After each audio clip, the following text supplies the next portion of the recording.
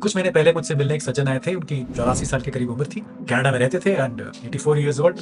He had some prostate problems, but he was refused surgery. He was told कि आपकी surgery नहीं होगी because your prostate is too big.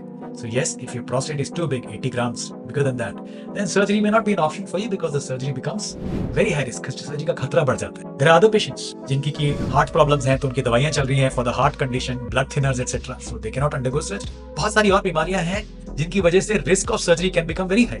तो इन सब लोगों के लिए फिलहाल apart from taking the drugs and hoping that it works for you, there is no solution.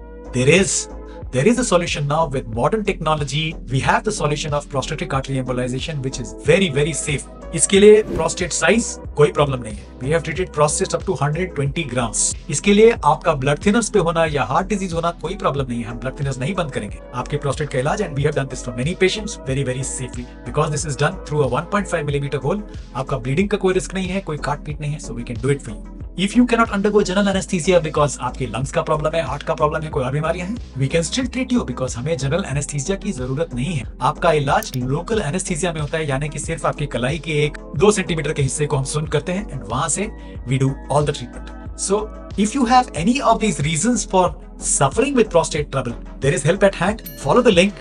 You can consider prostatic artery embolization.